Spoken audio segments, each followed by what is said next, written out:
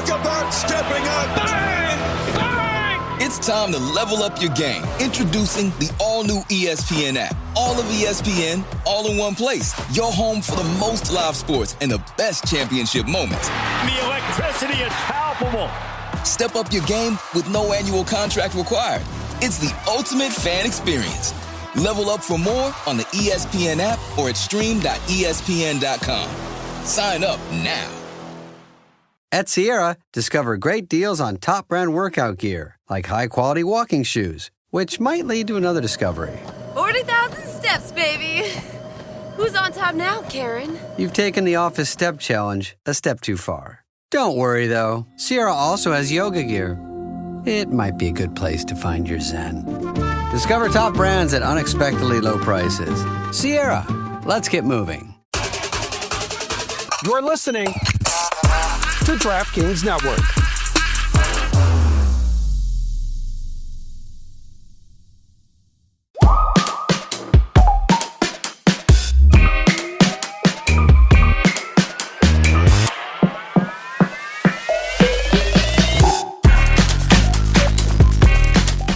Everyone, welcome to Good Follow Show presented by DraftKings. I'm Ros Logan. That is Logan Hackett, and that is my girl who just played in a pro-am. Tell us how that golf swing was looking. How did you do, boo?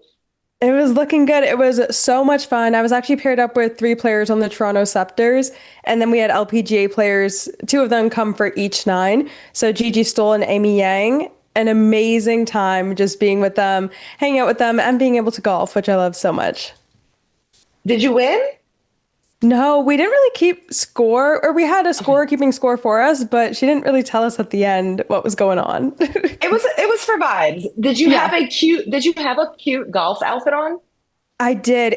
We're in like a cold front right now, so it's a bit cold outside, but I did wear my Jordans. I have these Jordan golf shoes and they're my prized possessions. So that really tied everything together and obviously got lots of compliments.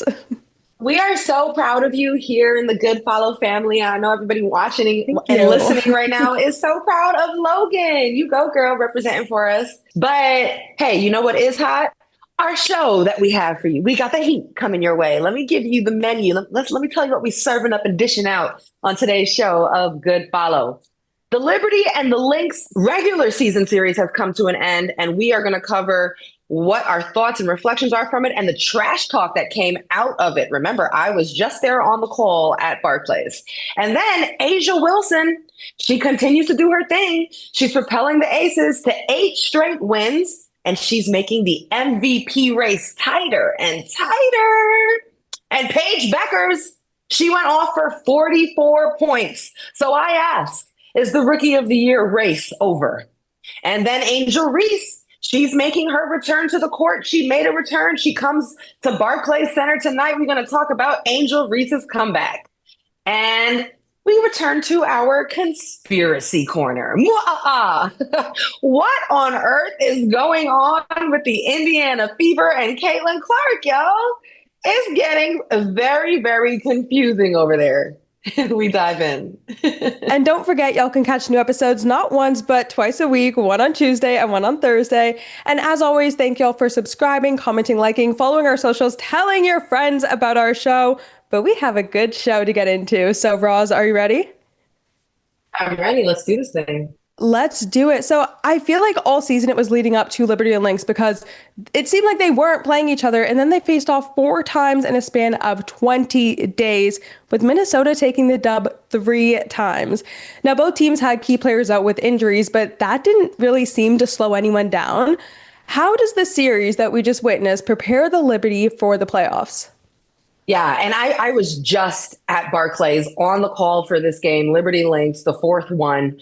It was absolutely electric in there. Of all the Liberty games this season, it was the most exciting. It was so cool to be on the call for it. And I do think in some ways it could prepare the Liberty and the Lynx for the playoffs if they see each other, again, as they're expecting to. Because I know for a lot of Liberty players, you'd hear them saying that this felt like a mini playoff series within the regular season just because of the way the schedule lined up. And they had so many games to play against each other. For the Lynx, it was 3 straight versus the Liberty. And for the Liberty, they actually, they actually had to take a West Coast road trip in between those games. So they did have some extra turmoil to deal with, just saying. But the miniseries, it was like you had to make adjustments from matchup to matchup. I also think it was important psychologically for the Liberty to come away with that victory against the Lynx and not get swept in the regular season series. I think, and even though no team really seemed to want to admit it, you could very much tell on the court that the Lynx wanted to shut the Liberty out, and the Liberty really, really wanted to get one against the Lynx, and certainly at home. But after that, I think it's a little bit harder to say just how helpful it is because there's a lot of players missing in the series. Obviously, the Lynx are without, their MVP candidate in Nafisa Collier. They're only going to get better when Fee gets back. But here's the thing, no matter who is on the court, we know exactly right now who the Lynx are. They are phenomenal on defense. My goodness. And then they share the ball so well. They take care of it and they knock down threes. That's who they are no matter who's on the court.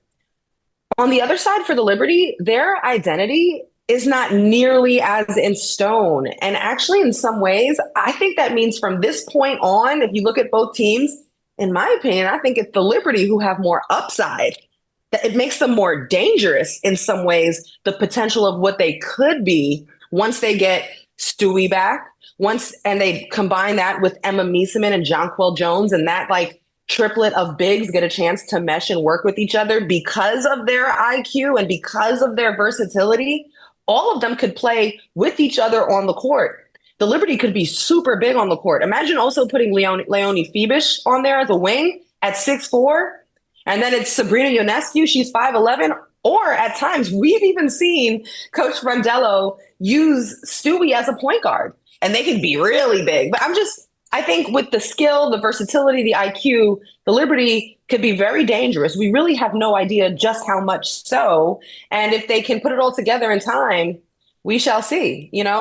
All season they've been recovering from different injuries and trying to figure out, rotations. So now's the time to try and put it all together just in time for a playoff run. I feel like if they do end up meeting in the finals again, it's going to be even bigger and better than last year. But that actually brings me into my next point. I feel like since last year, there's been a huge rivalry between the two, and it is giving us so much entertainment this season, especially with the trash talk, which y'all know that I love the drama.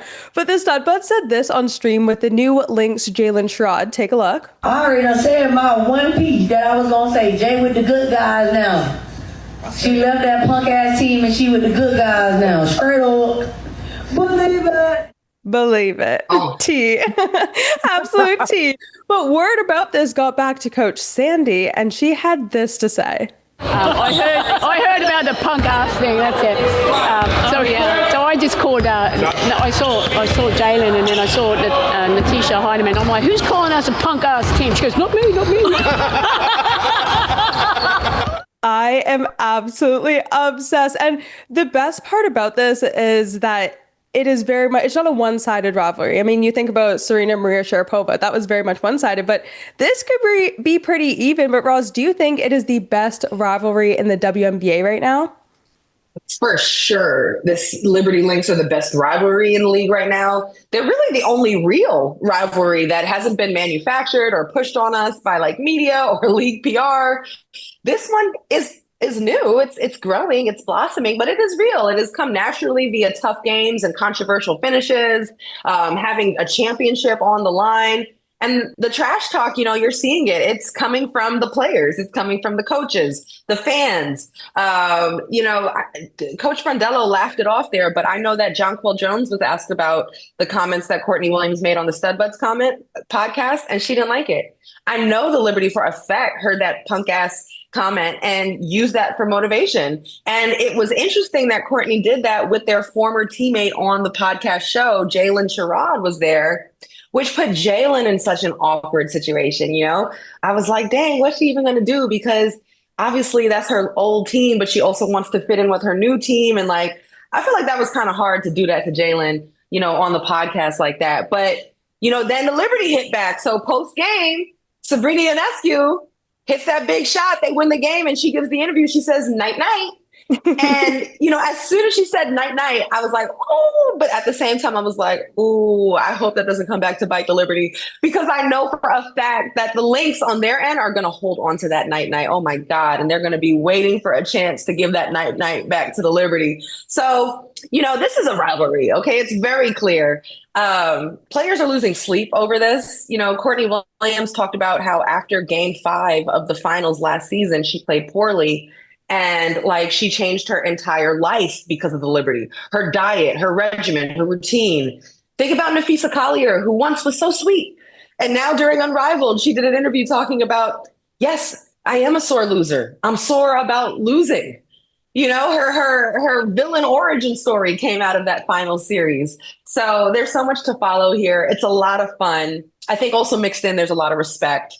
Sabrina Ionescu told me that playing the Lynx makes them better. So a lot of respect too, and I look forward to hopefully seeing them again in the playoff run. Yeah, absolutely. And that playoff run is going to be absolutely close, just like the MVP race. And oh my gosh, I feel like new names are coming up every single day.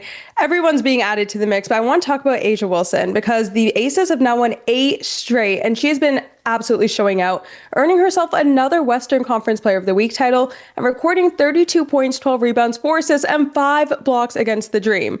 Now, this is Asia's 4th game with 30-plus points in the past 5 games. So how much pressure do you really think that she's putting on this MVP race?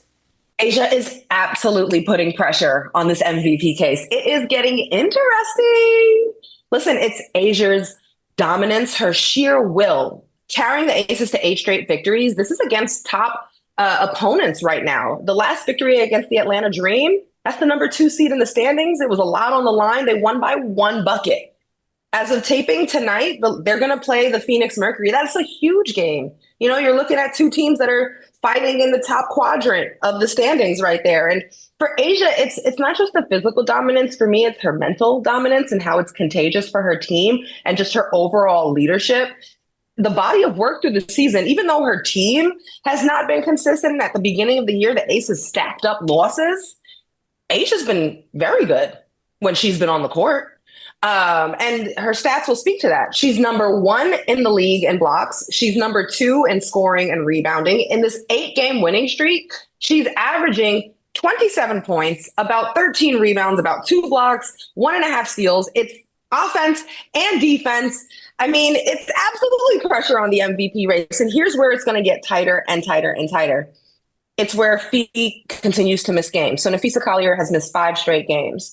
And the more that she misses and Asia dominates and the Aces find ways to continue to climb the standings, the tighter this thing will get. But one thing I really want to push back on and say should not be part of the discussion, I don't like penalizing Nafisa Collier's MVP case simply because her team is good or that they've been able to win without her. You'll hear people say that, like, oh, Fee missed, all these games and her team continued to win. Well, she shouldn't be punished because they're talented and well coached. So that's what I have my eye on in this tightening MVP race where Alyssa Thomas is also a candidate and Kelsey Mitchell is certainly in the conversation. And also Fee's mounting amount of games that she's missing. We'll see when she comes back, which Coach Reed said is soon. Ooh, cannot wait to see that. But I wonder what the criteria is like for choosing an MVP. And I'm sure there honestly is none. But you made a great point there with not penalizing Fee for missing games, because that is a huge aspect, especially because the Lynx have only lost 1, and that was to the Liberty. Coming up, we talk buckets, conspiracies, and more. We'll be right back.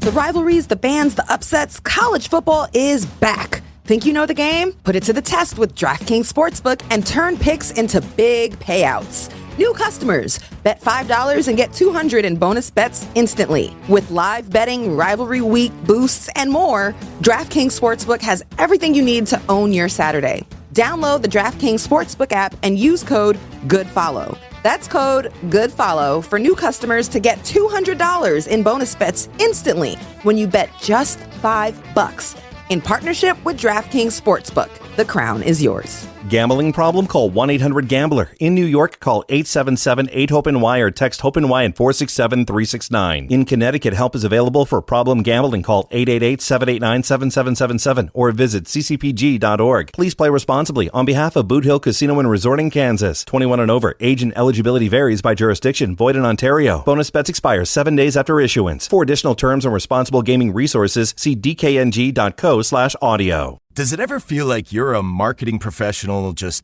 speaking into the void? Well, with LinkedIn ads, you can know you're reaching the right decision makers. You can even target buyers by job title, industry, company, seniority, skills. Wait, did I say job title yet?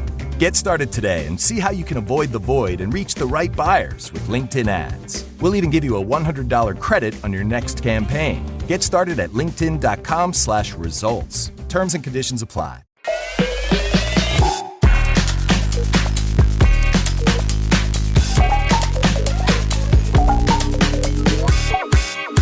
Welcome back to Good Follow Show, y'all.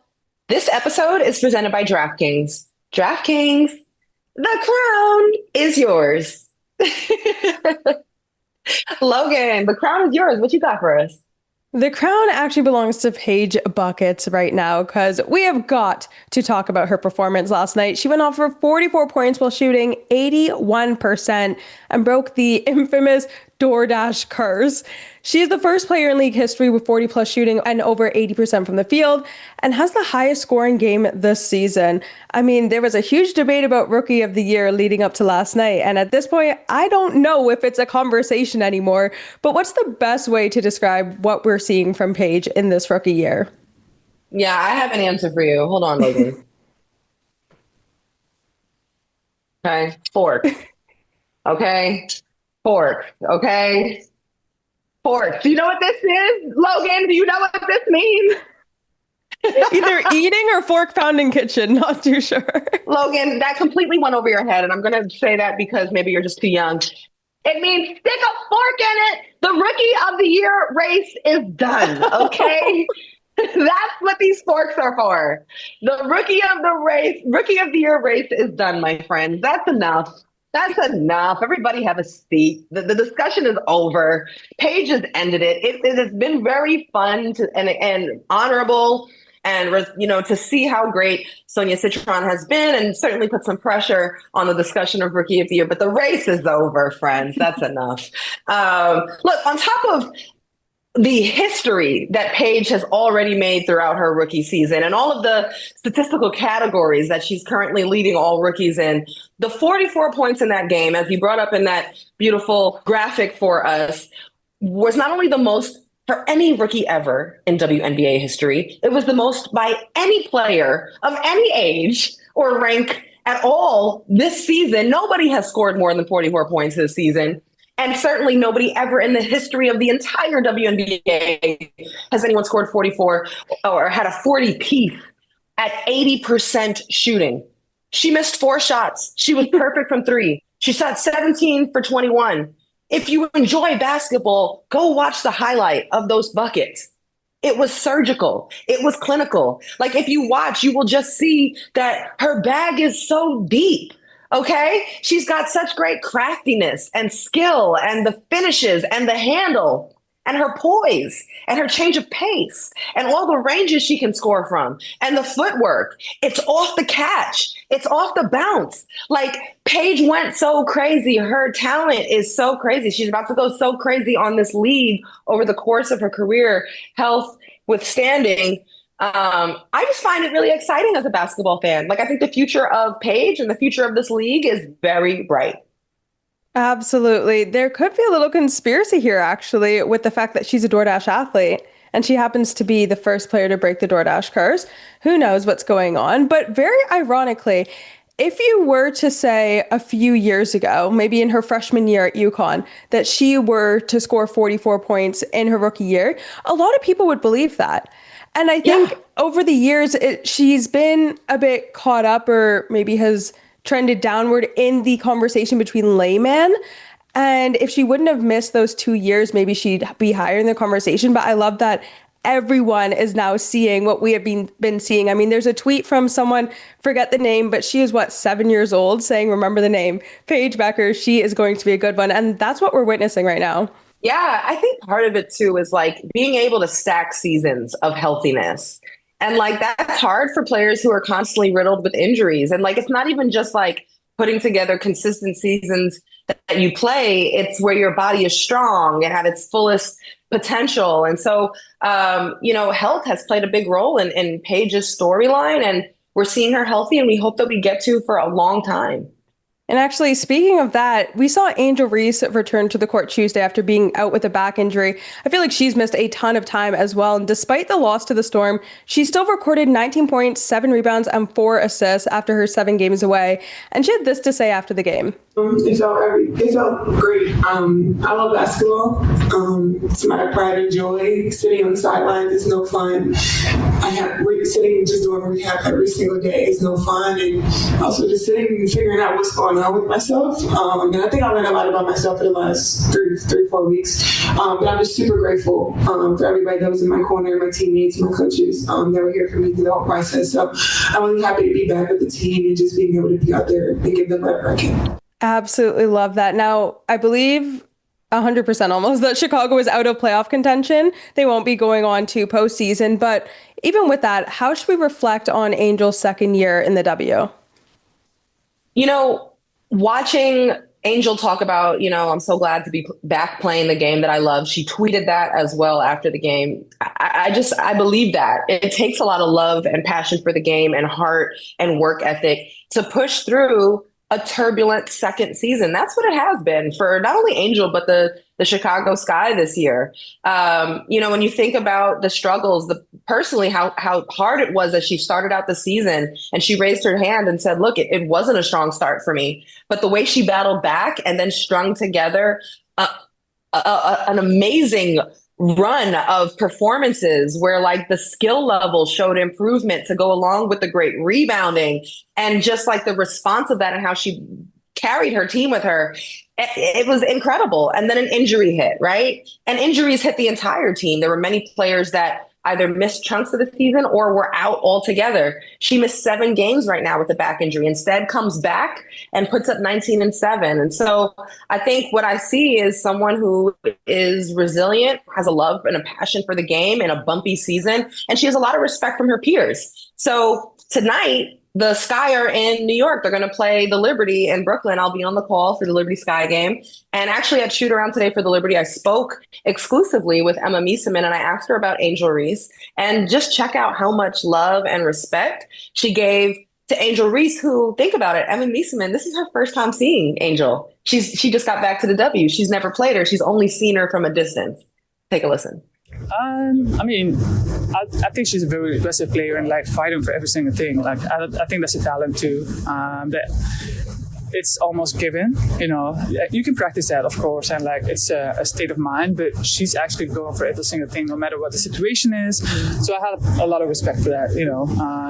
Also, like having seen the game from outside since she came in the league, I think she has to be a very strong person.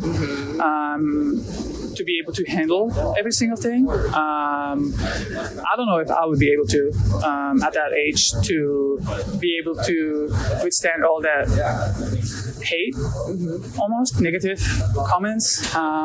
So the fact that she's still here, like just for the love of the game and everything, like says a lot about her. Absolutely love that. And I love how she touched on every single aspect because I feel like a lot of people would be kind of scared or weary to touch on Angel's hate, but it is very clear that Emma is seeing that and speaking on it. So huge props to Emma for that. But I do want to get into our conspiracy corner again. Oh my goodness, so many conspiracies come to mind now that I am watching. When I watch the W, I just think conspiracy. But we have a huge one because what the heck or what the fever is going on with Caitlin Clark and her injuries?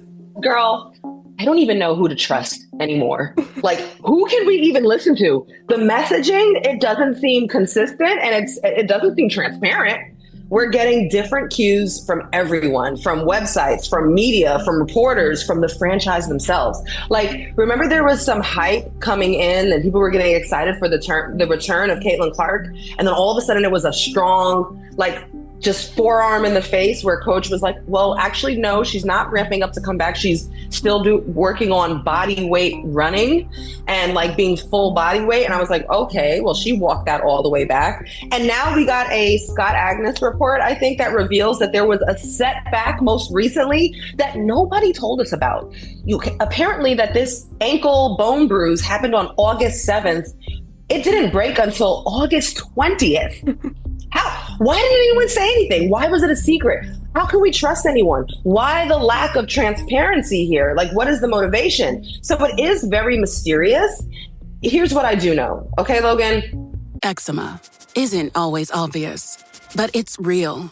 And so is the relief from Ebglyss. After an initial dosing phase, about 4 in 10 people taking Ebglyss achieved itch relief and clear or almost clear skin at 16 weeks. And most of those people maintain skin that's still more clear at 1 year with monthly dosing. Ebglyss, lebrikizumab LBKZ, a 250 milligram per 2 milliliter injection, is a prescription medicine used to treat adults and children 12 years of age and older who weigh at least 88 pounds or 40 kilograms with moderate to severe eczema, also called atopic dermatitis, that is not well controlled with prescription therapies used on the skin or topicals, or who cannot use topical therapies. Ebglyss can be used with or without topical corticosteroids. Don't use if you're allergic to Ebglyss. Allergic reactions can occur that can be severe. Eye problems can occur. Tell your doctor if you have new or worsening eye problems. You should not receive a live vaccine when treated with Ebglyss. Before starting Ebglyss, tell your doctor if you have a parasitic infection. Searching for real relief? Ask your doctor about Ebglyss and visit ebglyss.lilly.com or call 1-800-LILY-RX or 1-800-545-5979. This episode is brought to you by State Farm. Checking off the boxes on your to-do list is a great feeling. And when it comes to checking off coverage, a State Farm agent can help you choose an option that's right for you. Whether you prefer talking in person, on the phone, or using the award-winning app, it's nice knowing you have help finding coverage that best fits your needs. Like a good neighbor, State Farm is there.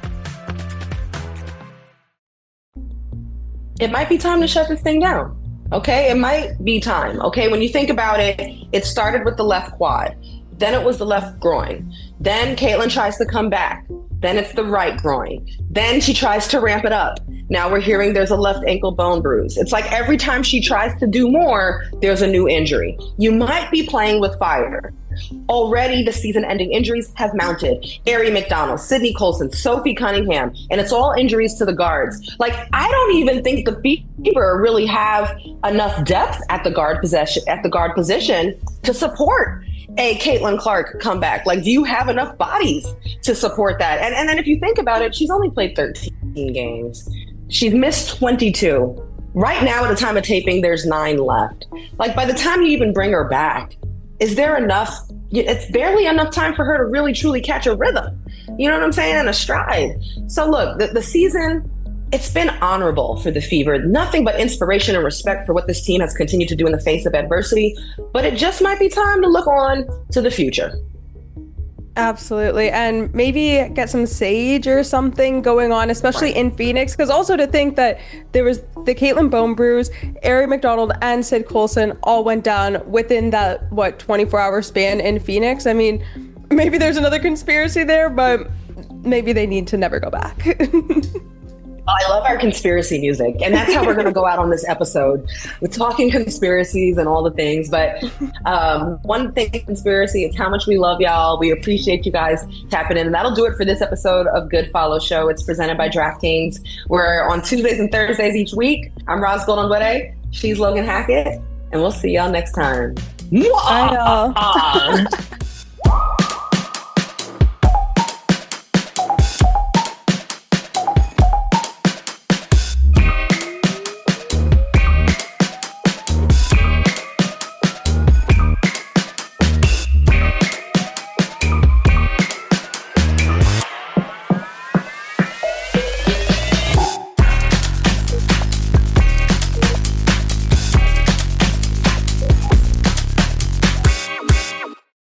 It's the morning of the most important day of your life. You wake up refreshed and ready for your big day when you look in the mirror and see the zit to end all zits. Stay calm. Mighty Patch Pimple Patches absorb gunk in just 6 hours and shrink the look of blemishes in one use. Leave Mighty Patch on while finalizing florals, and you've still got plenty of time for full glam. Shop Mighty Patch at all major retailers.